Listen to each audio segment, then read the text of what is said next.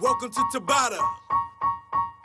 Here we go in 5, 4, 3, 2, 1, go!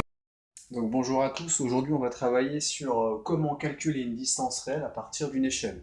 Je sais que c'est pas une chose facile en 6e, 5e, donc derrière tout ça il y a une notion de proportionnalité. Donc par exemple, on peut avoir dans un exercice, calculer la distance réelle à partir d'une distance mesurée sur la carte de 6 cm, avec une échelle 1 sur 25 millième. Donc qu'est-ce que ça veut dire déjà ce 1 25 millième? Donc par définition, ça veut dire qu'un centimètre sur la carte représente en réalité 25 000 centimètres. Là, c'est dans la même unité, c'est centimètre, centimètre. Donc là, 1 centimètre sur le plan représente en réalité 25 000 centimètres. Autrement dit, les distances réelles par rapport à une distance sur la carte, elles vont être multipliées par 25 000. Donc je vous rappelle que quand on parle de notion d'échelle, derrière tout ça, il y a de la proportionnalité, et le coefficient de proportionnalité, c'est le coefficient, donc c'est l'échelle 1 25 millième.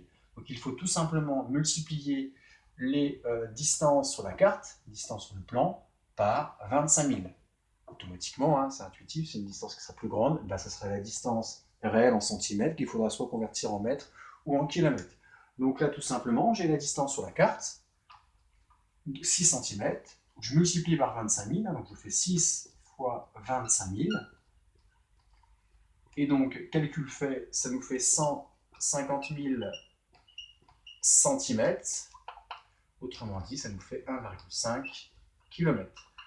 Donc, c'est pas la peine de vous stresser quand vous voyez une échelle à 25 millième, à 30 millième ou autre, hein. Tout simplement, il y a un rapport de 25 000.